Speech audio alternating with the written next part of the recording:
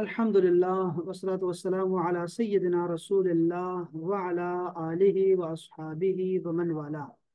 अब आज हमारी जो फ़िक़्ह की क्लास है उसमें मैं क़ुदूरी शरीफ के बजाय आपको कुछ जो नए मसाइल हैं और जो इस वक्त करीबन करीबन पूछे गए हैं तो उनके जवाबात देना चाहूँगा कि मैं आपको कुछ जवाबात दूँ आपको। मुख्तसरन कुछ बातें हैं, अच्छी बातें भी उसमें बहुत सारी आएंगी और कुछ फ़िक़ही मसाइल हैं, कुछ अकायद के हवाले से हैं, कुछ शख्सियात के हवाले से हैं। तो वो सारा ही बहुत अच्छा है अल्हम्दुलिल्लाह। इंशाल्लाह ताला आपको सबका जो है वो मज़ा आएगा इंशाल्लाह ताला। तो सबसे पहले जो आज जो मसला पूछा गया था सबसे पहले वो था मीरब नाम के हवाले से कि मीरब नाम जो है वो रखना कैसा है। देखिए, मीरब जो नाम है, मीरब नाम असल में कोई नाम नहीं है और मीरब नाम रखना अच्छा नहीं है। मीरब का जो लफ्ज है अरबी जुबान का है ये, ठीक है, और एरबन से निकला हुआ है, अलिफ रा बा, इससे निकला हुआ लफ्ज है जिसके बहुत सारे माने हो सकते हैं। जिसमें से एक ये है कि जिस्म काटने का आला, यानी उस आले को कहते हैं जो जिस्म को काटता है। छुरी का छुरी, तो अब छुरी का, छुरी नाम रखेंगे अपनी बेटी का छुरी? वो छुरी तो लोग जो है यानी ये तो तंजन लोग कहते हैं लड़की को कि ये छुरी है लड़की, तो ऐसा तो नाम नहीं रखेंगे ना। दूसरा है हाजत पूरी करने वाला आला, यानी जो आपके काम आए, ऐसी चीज जो आपके काम आए, उसको भी मीरब कहते हैं। होशियार और माहिर को भी कहते हैं। अगर बच्ची का नाम रखना है तो बेहतर यह है कि मीरब के बजाय अरीबा नाम रखें, अरीबा। और लड़के का नाम रखना हो तो अरीब रखें, अरीब। इस सूरत में माना होगा कि मुतय्यना तौर पर होशियार और माहिर, ये इसका मतलब ही यही है, मतलब ही यही है कि माहिर और होशियार। इसके अलावा ये बताते हैं कि किताब मुकद्दस, जो किताब मुकद्दस है इंजील, उसके जो उसका जो अरबी जो नुस्खा है, अरबी में जो आता है हमारे पास, उसमें मेरब,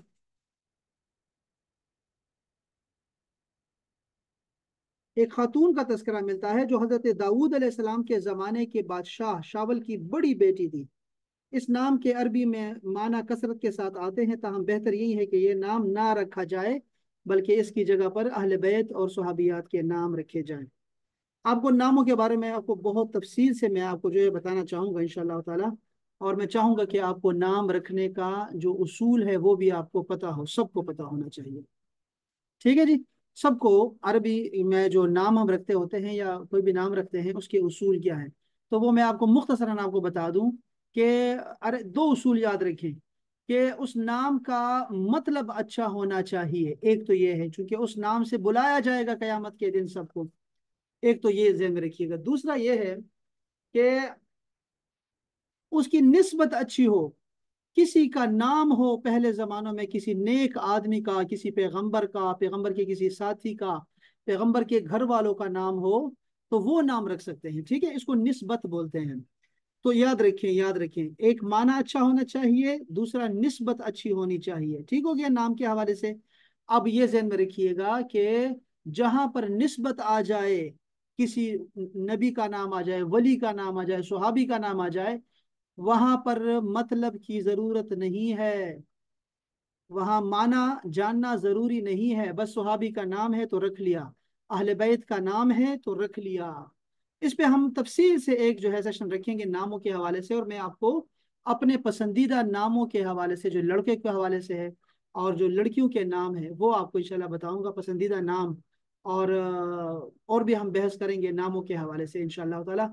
एक सेशन रखेंगे हम लोग नामों के हवाले से बहुत जल्द इंशाअल्लाह ताला। अच्छा जी, सवाल क्या था मेरे पास? सवाल ये था, इमाम नववी के हवाले से सवाल था। इमाम नववी कौन है? इमाम नववी जो है, इमाम नववी आज से तकरीबन 748 साल यानी 750 साल पहले गुजरे हैं इमाम नववी। उन्होंने शादी नहीं की थी, और शादी इसलिए नहीं की थी क्योंकि उनको काम बहुत करना था, लिखाई पढ़ाई बहुत करनी थी। उनकी जिंदगी का मकसद बहुत आला था। انہوں نے کہا میں شادی نہیں کروں گا، انہوں نے نکاح نہیں کیا، بلکہ وہ ساری زندگی روزے رکھتے رہے ہیں، یہ جس کو ہم صوم وصال کہتے ہیں، صوم وصال، انہوں نے وہ صوم وصال رکھے، اور یعنی کہ ایک کے بعد دوسرا روزہ روزہ، یہ امام شافعی کے نزدیک یہ مکروہ نہیں ہے، ہمارے ہاں احناف کے نزدیک یہ مکروہ ہے۔ رسول اللہ صلی اللہ علیہ وسلم نے صحابہ کرام کو منع کیا کہ آپ نہ رکھو، کون ہے میری طرح تم میں سے جو ایسا کرے، مجھے تو اللہ تعالیٰ کھلاتا پلاتا ہے، تو تم لوگ ایسے نہ رکھو، بلکہ ناغہ کیا کرو درمیان میں، بلکہ فرمایا مہینے میں 3 روزے رکھا کرو، پھر فرمایا ہر پیر کا انہوں نے سنت کے طور پہ دے دیا، جمعرات کا دے دیا، سنت دے دی، تو ہفتے میں آپ 2 روزے رکھ سکتے ہیں، یا پھر مہینے میں 3 روزے رکھ سکتے ہیں فرض کے علاوہ نفل روزے میں۔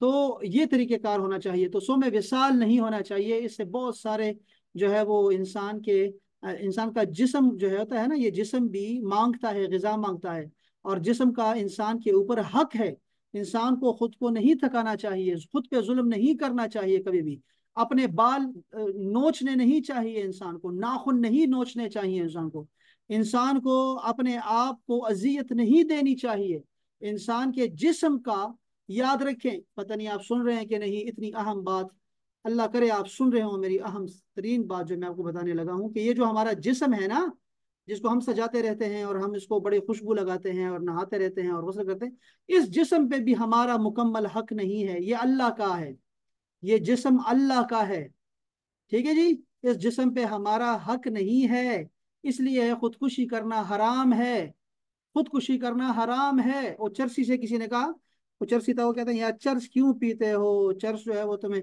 آہستہ آہستہ آہستہ موت کی طرف لے جائے گا، چرس نہ پیو، چرس نہ پیو۔ تو اس نے کہا کوئی بات نہیں، مجھے کوئی اتنی جلدی نہیں ہے، کوئی نہیں، آرام سے مجھے مار دے بس یہ۔ تو ہم لوگ بعضوں کا ضروری نہیں ہے کہ گلے میں پھندا ڈال کے ہی خودکشی کرنی ہوتی ہے، آپ سگریٹ سے بھی خود کو کینسر میں مبتلا کر سکتے ہیں، آپ کوئی زہریلی چیز کھا کے بھی ایسا خود کو بد پرہیزی کر کے بھی خود کو خودکشی کر سکتے ہیں، ٹھیک ہے؟ تو آپ خطرناک جگہوں پہ جانا، یہ خطرناک جھولوں میں بیٹھنا، اور خطرناک قسم کے ایڈونچر قسم کے کھیلوں میں حصہ لینا، اسلام ان چیزوں کی اجازت نہیں دیتا، پتہ نہیں کیسے ہم لوگ اتنا کر لیتے ہیں، اللہ کرے آپ کو یہ بات یاد رہ جائے، جب آپ خطرناک قسم کے جھولوں میں بیٹھے جہاں جان جانے کا خطرہ ہو، تو آپ یہ سوچ کے رکھیں کہ اللہ رسول اس سے خوش نہیں ہے، آپ کے خطرناک ایڈونچر جھولوں میں بیٹھنے اور خطرناک رائڈنگ کرنا، اور تیز بائک چلانا، تیز گاڑی چلانا، اور آپ سمجھے کہ یہ تو میری بات نہیں، بھائی تمہارے اوپر تمہارا حق نہیں، تمہارے گھر والوں کا حق ہے، تمہارے زوجین کا حق ہے تمہارے اوپر، بیوی کا یا شوہر کا تمہارے اوپر حق ہے، تمہارے بچوں کا تمہارے اوپر حق ہے، تمہارے ماں باپ کا تمہارے اوپر حق ہے، تمہاری قوم کا تمہارے اوپر حق ہے، ٹھیک ہے؟ اور اس کے علاوہ اللہ رسول کا تمہارے اوپر حق ہے، یہ جسم اللہ کا ہے، تمہارا نہیں ہے، اس لیے تم اس کو برباد نہیں کر سکتے، اور ایسے جسم میں اپنی ناک کو لمبا کر دینا خوشبو کے لیے اور خوبصورتی کے لیے، کانوں کو سیدھا کرتے رہنا، بٹھانا یا اٹھانا، اور ایسے کام کرنا جس سے انسان کی خلقت بدل جائے، یہ حرام ہے، انسان کے جسم میں حرام ہے، حرام ہے، ذہن میں رکھیے گا، ٹھیک ہے؟ سوائے اس کے کہ کوئی معذوری ہو، اس کو آپ ٹھیک کرنا چاہیں، یا کوئی بدنمائی ہو اس کو ٹھیک کرنا چاہیں، تو پھر جائز ہے، اس کے علاوہ جائز نہیں ہے، خوبصورتی کے لیے ایسے نہیں کر سکتے، ٹھیک ہے؟ یہ چیزیں منع ہے، حرام ہے یہ چیزیں۔ تو یہ سارا میں آپ کو کیوں بتا رہا تھا، پتہ نہیں کیوں بتا رہا تھا، وہ کیا بات تھی، امام نووی جو تھے وہ روزے رکھتے تھے، مسلسل روزے رکھتے تھے، صحابہ کرام کو رسول پاک نے منع فرمایا، احناف کے نزدیک مسلسل روزہ رکھنا مکروہ ہے، امام نووی فرماتے تھے کہ میں کیا کروں، میں نے شادی نہیں کی، نفس کا غلبہ ہوتا ہے، اور رسول اللہ صلی اللہ علیہ وسلم کا فرمان موجود ہے کہ یا معشر الشباب، اے نوجوانوں کے گروہ، یاد رکھو، جس کو تم میں طاقت ہو، جس کی طاقت ہو وہ شادی کرے، نکاح کرے، یہ بہترین حل ہے، نفس کا بہترین علاج ہے، اور اگر شادی نکاح نہ کر سکو، تم غریب ہو، کچھ اور مسئلہ ہے، تو پھر تم لوگ روزے رکھو، کیونکہ روزہ ڈھال بن جائے گا شہوات کے مقابلے میں، ٹھیک ہے نا؟ اس لیے انہوں نے روزے رکھنا شروع کر دیے امام نووی نے، تو امام نووی نے بہت کام لکھا، امام نووی کی زندگی میں ایک اور بھی کام آیا، تاتاری آ گئے، ہلاکو خان، چنگیز خان، یہ لوگ آ گئے تھے امام نووی کے زمانے میں، ٹھیک ہے؟ بغداد پہ حملہ کر دیا تھا، بغداد کو تاراج کر دیا، تخت و تاراج کر دیا، اور وہاں پر جو ہے وہ خلیفہ کو مار دیا، سارے لوگوں کو مار دیا، کتابیں ساری دریا میں بہا دی، اور پتہ نہیں کیا کیا ظلم کیا ان جانوروں نے۔ اس زمانے میں امام نووی فرماتے ہیں کہ میں نے استخارہ کیا کہ مجھے جہاد میں جانا چاہیے یا کتابوں میں مشغول رہنا چاہیے مجھے، تو پھر انہوں نے کہا کہ میں بہت زیادہ سوچنے بچار کے بعد اس نتیجے پر پہنچا کہ مجھے لکھنا چاہیے۔ اور آپ کو پتا ہے کہ ان کا یہ جو تھا، ان کا استخارہ تھا، وہ بالکل صحیح اور درست فیصلہ تھا ان کا، کہ انہوں نے کتابیں لکھی، اور آج ہر گھر میں، ہر مدرسے میں، ہر عالم کے پاس امام نووی کی کوئی نہ کوئی کتاب ہوگی، اور اس کتاب کا درس دے رہا ہوگا۔ جیسے ہم لوگ اربعین نووی پڑھ رہے ہیں آج کل، اربعین نووی حدیث شریف کی کلاس ہماری کلاس ہوتی ہے، اس میں 40 احادیث ہیں وہ پڑھاتے ہیں، ٹھیک ہے۔ اس کے علاوہ بھی امام نووی نے بڑی خوبصورت کتاب لکھی ہے، بہت کتابیں لکھی ہیں، لیکن ایک کتاب بڑی پیاری لکھی ہے، یعنی ہر علم پہ ایک کتاب لکھی ہے، ٹھیک ہے۔ ایک کتاب ان کی ہے، یہ جو الاذکار کے نام سے ہیں، الاذکار جو کتاب ہے وہ مجھے پسند ہے، کہ وہ اس میں جو مسنون ذکر ہے، ذکر جتنے اوراد ہیں، وظائف ہیں، وہ بہترین کتاب ہے الاذکار کے نام سے، وہ سب کے پاس ہونی چاہیے، الاذکار۔ انہوں نے اس میں صبح و شام کے ذکر بتائے ہوئے ہیں۔ اچھا، میں آپ کو ان کے بارے میں بہت ساری باتیں ہیں، میں کر چکا ہوں۔ شاباش خدا بارک، شاباش کو دیکھ، شاباش دیکھ، شاباش شاباش جاؤ، شاباش شاباش۔ اچھا، اس کے بعد کیا ہوا کہ امام نووی جو تھے وہ بالکل دبلے پتلے تھے، اور ان کا انتقال بہت جلدی ہو گیا تھا، 45 46 سال کی عمر میں ان کا انتقال ہو گیا تھا امام نووی کا۔ وہ کثرت مجاہدہ کی وجہ سے، کثرت مجاہدہ کی وجہ سے، بہت زیادہ عبادت کرنا، بہت زیادہ روزے رکھنا، آپ کو بتایا نا کہ آپ کا جسم جو ہے وہ مانگتا ہے، غذا مانگتا ہے یار، اس کو بھی دھوپ لگتی ہے، چھاؤں لگتی ہے، تو یہ آپ نے اس کا خیال رکھیں گے تو یہ آپ کے ساتھ چلے گا، ورنہ نہیں چلے گا، ٹھیک ہے نا۔ چاہے کوئی بھی ہو، احتیاط کرنی چاہیے۔ صحابہ کرام میں اجل صحابہ بھی پرہیز کیا کرتے تھے، پرہیز کرنا چاہیے سب کو، پرہیز سنت ہے، اور اسی طرح جو ہے وہ علاج کرنا یہ بھی سنت رسول ہے، دونوں سنت رسول ہیں۔ تو امام نووی جو تھے ان کا انتقال بہت جوانی میں ہو گیا تھا، ٹھیک ہے، ذہن میں رکھیے گا، لیکن وہ جوانی کی حالت میں جب دبلے پتلے تھے، بادشاہ ڈرا کرتے تھے ان سے، بادشاہ ڈرا کرتے تھے، وہ سلاطین کو خط لکھتے تھے، بادشاہوں کو خط لکھا کرتے تھے، حکمرانوں کو، خلفاء کو، کہ تم لوگ ایسے ایسے کرنا چاہیے، اور اس سے نہ پھرو، اللہ سے ڈرو، یہ بہت۔ ایک دفعہ خلیفہ سامنے آ گیا، اور یہ امام نووی جو ہے وہ ان کو بتاتے رہے، نصیحت کرتے رہے۔ اگر آپ نے یہ منظر دیکھنا ہو نا، کسی کو بھی اگر یہ شوق ہو کہ یار پرانے زمانے میں یہ بادشاہوں کو نصیحت کیسے کرتے تھے، تو ایک تو یہ ہے کہ آپ جو مغرب ہے، مغرب، جب ہم عربی میں مغرب بولتے ہیں نا، تو اس سے مراد موراکو ہوتا ہے، موراکو، مراکش، رباط، تو آپ نے اس شہر کا، ملک کا خیال رکھنا ہے۔ موراکو کا جو نظام ہے وہ صوفیاء کے تصوف پہ بنا ہوا ہے، ٹھیک ہے، اس میں وہی خلیفہ ہے، اور وہی اس طرح کا طریقہ کار چلا آ رہا ہے۔ اگر آپ نے یہ ملاحظہ کرنا ہو کہ پرانے زمانے کے بادشاہ کیسے ہوا کرتے تھے، کہ یہ امام نووی کس سلطان کے سامنے کھڑے ہوتے تھے، اور وہ کیا ہوتا تھا، منظر کیا ہوتا تھا، تو اگر آپ نے دیکھنا ہو اس کی ایک جھلک، تو موراکو کے بادشاہ کو دیکھیں آپ۔ وہ صرف اس لحاظ سے مجاہد تو نہیں ہے جس طرح وہ مجاہدانہ کردار ہوا کرتا تھا ہمارے سلاطین کا، چونکہ جہاد تو انہوں نے ختم کر دیا ہے، فوج ہی لڑتی رہتی ہے۔ تو تو یہ جو ہے اپنا موروکو کے بادشاہ کو دیکھیں۔ دوسرا یہ ہے کہ آپ لکھیں امام متولی شعراوی، متولی شعراوی وہ نصیحت کر رہے ہیں حسن مبارک کو، جو مصر کے جو صدر تھے اس کو نصیحت کر رہے ہیں۔ وہ کلپ بھی آپ دیکھیں گے تو آپ کو مزہ آئے گا، مجھے یاد کرائے گا تو میں آپ کو بھیج دوں گا، وہ بنا بنائے۔ اچھا، میں آپ کو یہ بتانا چاہ رہا تھا کہ امام نووی کے بارے میں بہت ساری باتیں تھی ویسے۔ 2 سال تک آپ سوئے نہیں، بیٹھے بیٹھے سویا کرتے تھے۔ آپ کی زندگی میں 2 سال ایسے آئے کہ آپ صرف بیٹھا کرتے تھے، اور بیٹھتے پڑھتے رہتے، ذکر کرتے رہتے تھے، پڑھتے رہتے تھے، لکھتے رہتے تھے، اور نیند آتی تھی تو بیٹھے بیٹھے سو جاتے تھے، پھر جا کے پھر کام کرتے تھے۔ 2 سال ایسے گزارے انہوں نے، سبحان اللہ تعالی، سبحان اللہ تعالی۔ اچھا، میں آپ کو کیا بتانا چاہ رہا تھا، میں آپ کو یہ بتانا چاہ رہا تھا ایک اور بات، خاص بات، کہ ان کے بعد کئی سو سال کے بعد امام سبکی آئے، امام سبکی، ان کے والد صاحب تھے وہ شیخ الحدیث تھے، اس مدرسے میں جہاں امام نووی پڑھایا کرتے تھے، ٹھیک ہو گیا، دمشق، دار الحدیث دمشق میں، وہاں پر وہ شیخ الحدیث بن گئے۔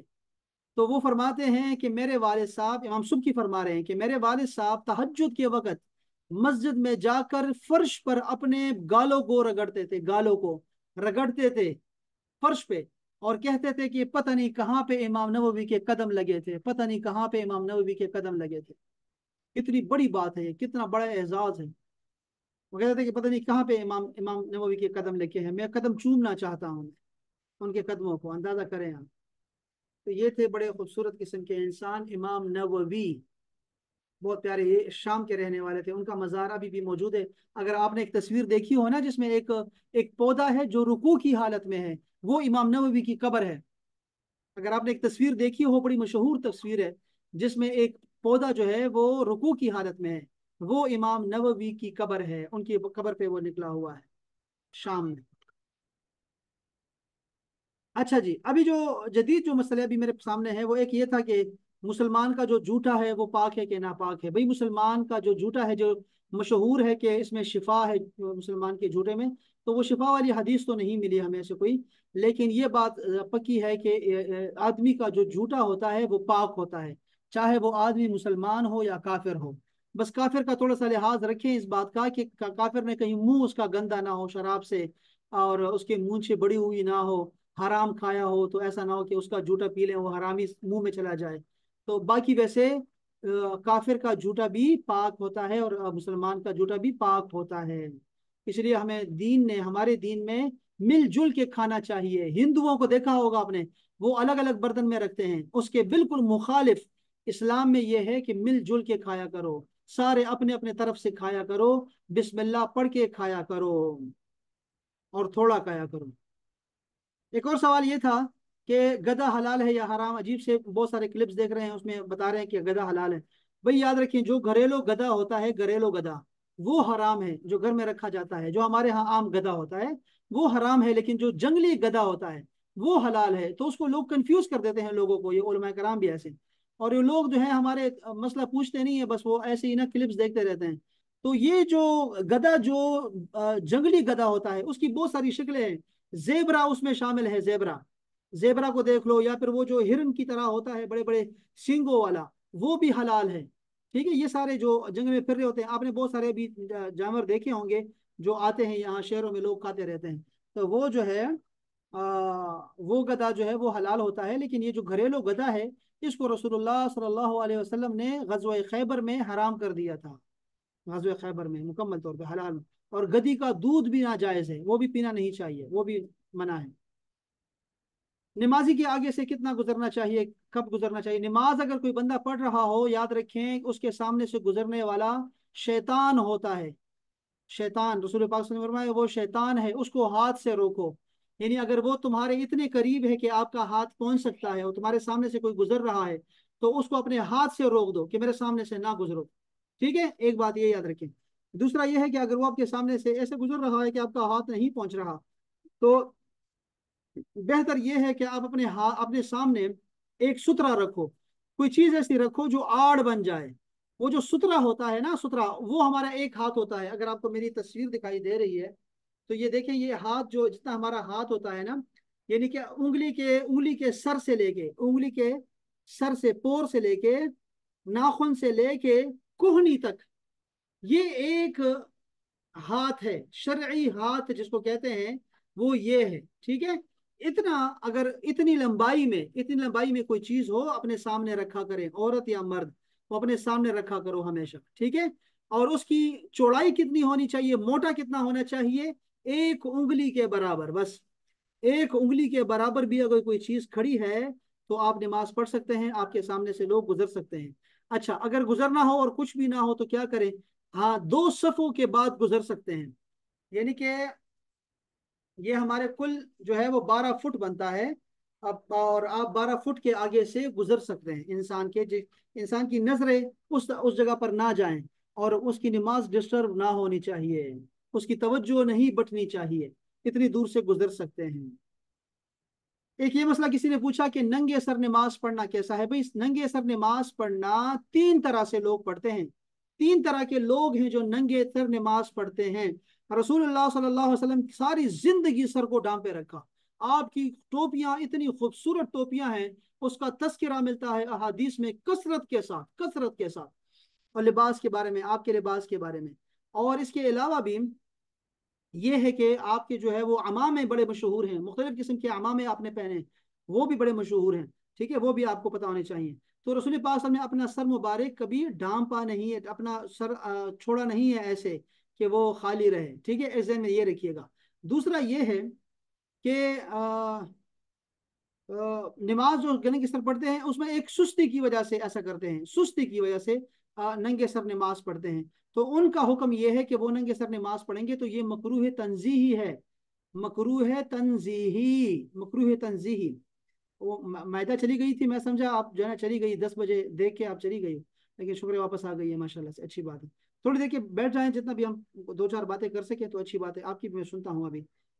तो एक तो यह है कि सुस्ती की वजह से कोई नंगे सर नमाज पढ़े, मर्द की बात हो रही है, औरत की नहीं। औरत का तो कुछ भी दिखाई नहीं देना चाहिए, बाल भी नहीं दिखाने चाहिए, और बारीक कपड़ा भी नहीं पहनना चाहिए उनको। तो एक तो यह है कि सुस्ती की वजह से नमाज मकरूह तंजीही जो है ना वो चली जाएगी। अगर आदत बन गई है, आदत टोपी पहननी ही नहीं है, तो वो मकरूह तहरीमी है, हराम के नजदीक नमाज चली जाती है। ऐसी नमाजों का फायदा नहीं है, ठीक है। बस आपका फर्ज अदा हो जाता है, लेकिन वो सख्त गुनाहगार बंदा होता है कि मकरूह है, वो मकरूह तहरीमी है। और इसके अलावा अगर कोई बंदा कहे कि ये जो है वो मैंने पहनना ही नहीं है, ठीक है, लिबास मैंने पहनना ही नहीं है, तो बस ये कुफर है। और इस तरह जो है वो इंसान जो है उस तरह चला जाता है, कुफर में चला जाता है। एक और सवाल ये है कि अच्छा ये अच्छा लिबास ये क्या है, ये पता नहीं ये कुफर की तरफ से क्यों ले गए हैं। चलो अच्छा आगे बढ़ते हैं, चलो ये ताकि टाइम खत्म ना हो। इस्तिगफार, इस्तिगफार के बारे में किसी ने पूछा, इस्तिगफार क्या है। इस्तिगफार जो है देखें, सईदुल इस्तिगफार, इस्तिगफार हमारा बहुत तवील होता है। अस्तगफिरुल्लाह रब्बी मिन कुल्लि ज़ंबिन अज़नबतुहु अमदन औ खतअन सिर्रन औ अलानियतन व अतूबु इलैहि मिनज़ ज़ंबिल्लज़ी अअलमु मिनज़ ज़ंबिल्लज़ी ला अअलमु इन्नका अंत अल्लामुल गुयूब सत्तारुल उयूब गफ़ारुज़ ज़ुनूब वला हौला वला कुव्वता इल्ला बिल्लाहिल अज़ीम।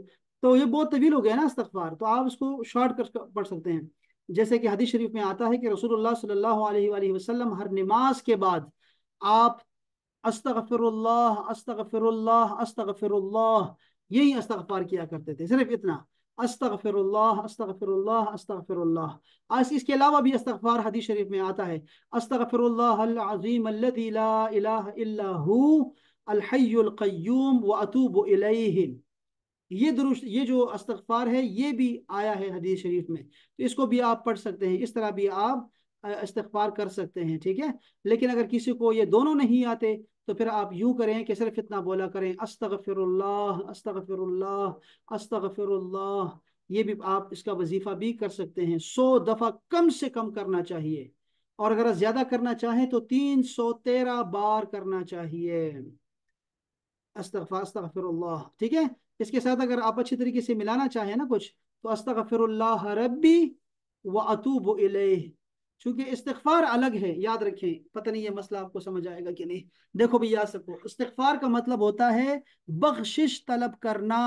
ये अल्लाह मुझे माफ कर दे, मैंने जो कुछ किया माजी में वो मुझे माफ कर दो, मैंने जो भी गुनाह किया आज वो मुझे माफ कर दे, अस्तगफिरुल्लाह, मैं बख्शिश का तालिब हूँ, मुझे बख्श दे। लेकिन तौबा अलग से तौबा होती है, तौबा का हुक्म अलग है, तो आपको तौबा भी करनी चाहिए मुसलसल। तो आप यूं कहा करें, अस्तगफिरुल्लाह व अतूबु इलैह, अस्तगफिरुल्लाह व अतूबु इलैह। और अगर आप समझदार हैं पढ़ सकते हैं तो अस्तगफिरुल्लाह रब्बी व अतूबु इलैह, अस्तगफिरुल्लाह रब्बी व अतूबु इलैह, बस ये पढ़ा करें, ठीक है। तौबा भी किया करें, तौबा अलग चीज है, ठीक है। वो आपकी गुनाह, आपको गुनाह सगीरा कबीरा मुआफ करा देगी तौबा, ठीक है जी, बस ये याद रखें। बाज गुनाह ऐसे होते हैं जो बड़े गुनाह होते हैं, छोटे गुनाह छोटे गुनाह होते हैं। छोटे गुनाह जो होते हैं, आप जब वजू करते हैं, इस्तंजा करते हैं, आप जब नवाफिल पढ़ते हैं, सदका खैरात करते हैं, एक जुमा पढ़ते हैं, दूसरा जुमा पढ़ते हैं, वो आपके गुनाह माफ हो जाते हैं, ये जो छोटे गुनाह होते हैं। लेकिन जो बड़े गुनाह होते हैं वो तौबा के बगैर माफ नहीं होते। आपने तौबा करनी है कि या अल्लाह मैं माँ बाप की नाफरमानी नहीं करूंगा इसके बाद, और मैं पशेमान हूँ जो मैंने पहले किया, ठीक है ना, और मैं नफरत करता हूँ नाफरमानी से। ये तीन आपने बातें करनी है, इसको तौबा बोलते हैं। और आप जो है इसी तरह जो है कहें मैं झूठ से मुझे नफरत है, जो मैंने झूठ बोला वो मैंने गुनाह किया, मैं उस पर नादिम हूँ और आइंदा मैं झूठ नहीं बोलूंगा, ये है तौबा आपकी, ये बड़े गुनाह से। इस तरह बहुत सारे बड़े गुनाह हैं, आप जरूर उसको देख लीजिएगा, 27 बड़े गुनाह तो हर एक को पता होने चाहिए। अच्छा, तो ये तो इस्तगफार और आपका जो है वो तौबा का बयान था, जो कि बहुत जरूरी है। हजरत लुकमान हकीम, अल्लाह अकबर, कितने बड़े शख्सियत थे, पता है आपको, 4000 अंबिया कराम के पास रहे हैं हजरत लुकमान हकीम अलैहिस्सलाम। वो अपने बेटे को नसीहत करते हैं। पता है आपको बेटे को नसीहत करने का मकसद क्या है? इमाम गजाली ने भी एक किताब लिखी है, छोटी सी किताब लिखी है अपने बेटे को मुखातिब करके, या वलद, कि ए मेरे बच्चे, नसीहत की किताब लिखी है अपने बच्चे को। यानी बेटे को जो बंदा नसीहत कर रहा है तो वो आलिम असल में बड़ा मुखलिस होकर अपने बच्चे को नसीहत कर रहा होगा। बाज लोग समझते हैं जब हमको नसीहत करते हैं तो वो समझते हैं कि हम शायद अपनी उसमें कोई ना अपनी कोई इसमें कोई यानी अपनी खासियत डाल दी है, इनको गुस्सा है किसी पर तो वो अपनी राय डाल दी है उलमा ने, ठीक है ना, ऐसा होता है। या किसी की साइड ले रहे हैं, ऐसे होता है। या ऐसे लगता है जैसे ये जो है इस माहौल से गुजरे हैं, फलां जगह के हैं, तो इसलिए ये ऐसा कर रहे हैं। यानी ऐसे लगता है कि यार कोई बात होगी इसलिए ये ऐसी नसीहत कर रहे हैं। लेकिन जब बंदा अपने बेटे को नसीहत कर रहा हो तो आप समझ सकते हैं कि उसमें कितना इखलास होगा। लुकमान हकीम ने अपने बच्चे से कहा, बेटे अव्विद लिसानका बे अल्लाहुम्मा ग़फिर ली, ये बोला करो बच्चे, हमेशा बोला करो अल्लाहुम्मा ग़फिर ली, या अल्लाह मुझे बख्श दे, अल्लाहुम्मा ग़फिर ली, अल्लाहुम्मा ग़फिर ली, या अल्लाह मुझे बख्श दे, या अल्लाह मुझे बख्श दे। ये इस पे अपनी जुबान को आदत बना लो, अपनी जुबान को आदी कर लो इस पे। हजरत उमर बिन अब्दुल अजीज का नाम सुना है ना, हजरत उमर इबन अब्दुल अजीज। और उनको किसी ने ख्वाब में देखा, उनके वफात के बाद देखा। तो उनसे पूछा कि आपने कौन सा अमल सबसे बेहतरीन पाया अपनी जिंदगी में? वो तो बहुत बड़े आदमी थे, बहुत बड़े, ठीक है जी। पूछा कि कौन सा अमल आपने सबसे बेहतरीन पाया? तो उन्होंने कहा इस्तिगफार। ये जो इस्तिगफार है ये अपने अमलनामे में सबसे बेहतरीन चीज पाया है इसको। आपको पता होना चाहिए कि रसूलुल्लाह सल्लल्लाहु अलैहि वसल्लम ने इरशाद फरमाया कि तूबा, मुबारक हो उस शख्स को जिसके आमाल नामे में इस्तिगफार ज्यादा मिलेगा कयामत के दिन। जिसके अमाल नामे में इस्तिगफार ज्यादा होगा वो बंदा, उसको मुबारक हो। रसूलुल्लाह मुबारकबाद दे रहे हैं उसको। और अगर आपने इस्तिगफार की अगर कसरत पढ़नी हो और ज्यादा ज्यादा उसकी तारीफ पढ़नी हो, इस्तिगफार की, कि इस्तिगफार की क्या क्या फवायद हैं, तो सूरह नूह का तर्जुमा पढ़ लें। सूरह नूह का तर्जुमा पढ़ लें। सूरह नूह का तर्जुमा पढ़ लें, आपको इस्तिगफार की फजीलत का पता लग जाएगा। ठीक है जी। तो मैंने कुछ चीज़ें आपको बता दी हैं और कुछ जो है वो आप खुद पढ़ेंगे इंशाअल्लाह ताला। इसी से अल्लाह ताला बारिश बरसाता है, रिज़्क आपको देता है, बच्चे देता है, नस्ल देता है, और जरखेज़ी आती है। बहुत सारे फ़वाइद हैं इस्तिगफार के, बहुत सारे फ़वाइद हैं। तो कोई फराखी चाहता है रिज़्क की तो वो भी इस्तिगफार पढ़े। तो चले, ये कुछ मसाइल थे, मैंने कहा चलो हाजिर लगा लेते हैं आज। और आपकी बड़ी मेहरबानी कि आपने यहाँ पे जो है ना वो आपने टाइम दिया। आपकी समाअतों का बहुत बहुत शुक्रिया, मेरे ख्याल में इतना काफ़ी है। और ये मेरी क्लास भी है अरेबिक की, तो इंशाल्लाह इसको जारी रखेंगे। सवालात कभी कभी मैं आपको बताया करूँगा। बल्कि हमारा जो पीर का दिन होगा इंशाल्लाह ताला, ये जो हमारा बुध का दिन होगा, इसमें कभी कभी मैं आपको ये चीज़ें बता दिया करूँगा। क्या ये तरीका अच्छा है अहबाब? वो रिजवान में चले गए, कोई आप मुझे बता सकते हैं कि ये तरीका अच्छा है? हेरा भी है, आयशा, मायदा, ये ठीक है इस तरह बताना, इस तरह के मसाइल बयान करना? जी अस्सलाम वालेकुम सर, बहुत अच्छा है। सॉरी। हाँ ये अच्छा है, ठीक है ये इस तरह। जी सर।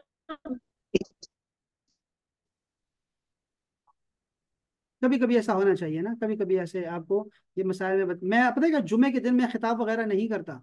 मैं जुमे के दिन जो है कोई ऐसा नहीं है कि मैं कोई एक ही मौजू पर कोई खिताब करता हूँ। बल्कि मैं जुमे के दिन जो है ऐसे मसाइल ही लोगों को सुनाता हूँ। जो ये से ऐसे मसाइल होते हैं, बस ऐसे ही छोटे मोटे जो लोग सवालात करते होते हैं पूरे हफ्ते में, वही सवालात उठा के मैं उनको जुमे के दिन बता देता हूँ कि यार ये मसाइल हैं। तो उससे बड़ी बेहतरी आती है। तो मैंने चाहा चलो आपको भी सुना दूं, ऐसे कुछ ना कुछ आपको फायदा होगा। बहुत गर्मी है यहाँ पे। ठीक है जी। तो चलें, अल्लाह ताला खैर रखे, अल्लाह ताला आपको बरकत अता फरमाए। आपने आपकी समातों का बहुत बहुत शुक्रिया, आपने टाइम दिया। और मायदा आप आती रही जाती रही, आती रही जाती रही, क्या है ये? कैसा कनेक्शन हमारा है यहाँ पे? सर मेरे सिग्नल्स का इधर बहुत इशू है। मैं कभी ना क्लास मिस करूं लेकिन मेरे सिग्नल्स बिल्कुल क्लास में मेरी गायब हो जाती है, फिर मुझे दोबारा कनेक्ट करना पड़ता है। हाँ ये नहीं नहीं, सिग्नल्स का इशू है। कोई मसला नहीं, कोई मसला नहीं। आप ये आपकी मेहरबानी है कि आप टाइम देती हैं हमें बच्चों के साथ, और इतने घर के, और इस टाइम पे भी 9 बजे, बड़ा। अस्सलाम वालेकुम सर। जी वालेकुम सलाम रहमतुल्लाह। सर आप कैसे, ठीक ठाक? अल्लाह का शुक्र है, एहसान, ठीक ठाक हुसैन भाई।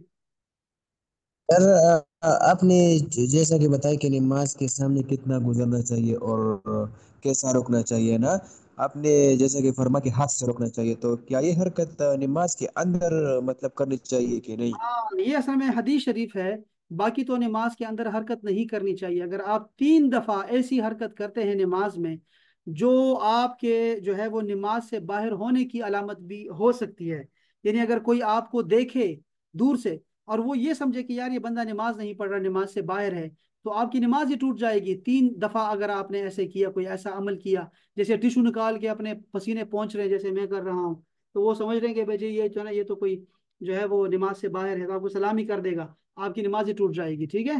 تو ایسے عمل نہیں کرنا چاہیے، عمل کثیر نہیں کرنا چاہیے۔ لیکن یہ جو اگر آگے سامنے سے کوئی گزرتا ہے، اس کے بارے میں رسول اللہ صلی اللہ علیہ وسلم نے خصوصی طور پہ ارشاد فرمایا ہے کہ یہ جو بندہ آپ کے سامنے سے گزرتا ہے، نمازی کے آگے سے گزرتا ہے، اگر اس کو پتا ہوتا کہ اس کا عذاب کیا کیا ہے، تو وہ 40 تک وہاں کھڑا رہتا۔ ایک یہ حدیث ہے۔ دوسری حدیث پاک میں ہے کہ 100 سال تک وہ وہاں کھڑا رہتا، اس کی ران ٹوٹ جاتی لیکن وہ وہاں کھڑا رہتا، اتنا زیادہ اس کی وعید ہے۔ اور پھر فرمایا کہ اگر تمہارے سامنے سے کوئی گزرے تو اس کو اپنے ہاتھ سے روکو، کیونکہ یہ شیطان ہے، یہ شیطان ہے۔ تو اس لیے اس کو روک سکتے ہیں، بالکل روک سکتے ہیں۔ اہل سنت والجماعت بھی روکتے ہیں، احناف کے ہاں یہ تو بہت یعنی لوگ ڈرتے ہیں ان چیز سے، اور لوگ ہمارے صفوں کو پر بھی نہیں کرتے، یعنی ہمارے آگے صفیں خالی ہو جاتی ہیں، لوگ آگے بھی نہیں بڑھتے کہ یار نہیں نہیں میں اپنی جگہ پہ کھڑا رہوں گا۔ ایسا نہیں ہے، جا کے روانہ ہو جاؤ اور اس کو چھوٹے چھوٹے قدم اٹھا کے وہ جگہ فل کرو، ٹھیک ہے؟ اسی طرح جو ہے لوگوں کو روک سکتے ہیں، بالکل روک سکتے ہیں، صحیح حدیث شریف میں ہے یہ، آپ کر سکتے ہیں، بالکل روک سکتے ہیں۔ اوکے سر، شکریہ۔ چلے السلام علیکم۔ یہ مسجد جو ہے مسجد بڑی ہونی چاہیے، جس میں 12 فٹ کے فاصلے پہ آپ گزر سکتے ہیں۔ بڑی مسجد کا مطلب ہوتا ہے 60 فٹ کی مسجد ہونی چاہیے، ٹھیک ہے؟ تو وہ اس پہ بھی آپ جو ہے 12 فٹ کا حساب رکھیں، 2 صفوں کا حساب رکھیں، 2 صفوں کے بعد آپ آگے سے گزر سکتے ہیں۔ یعنی یہ مطلب یہی ہے کہ بندہ مناجات کر رہا ہے تو اس کی توجہ نہیں جانی چاہیے، آگے پیچھے نہیں جانی چاہیے۔ اچھا جی، چلو اور کوئی بات ہے آپ کے ذہن میں احباب؟ یہ جو بتائے ہیں مسائل بتائے ہیں سب ایک اسی جی دوسرا کوشچن بھی ہے لیکن وہ ٹاپک سے ریلیٹڈ نہیں ہے سر۔ ہاں ہاں، بتائیں کیا ہے وہ؟ سر وہ جیسا کہ میں نے آپ کو بتایا کہ طلاق میں نیت کا ہونا کیسا ہے، ضروری ہے کہ نہیں ضروری؟ کیا طلاق میں گواہوں کا ہونا بھی ضروری ہے کہ نہیں ضروری؟ جیسا کہ نکاح میں گواہوں کا لانا بھی ضروری ہے، شواہد بھی ضروری ہے، تو طلاق کا بہت کیا اچھی بہت اچھی بات۔ حکم؟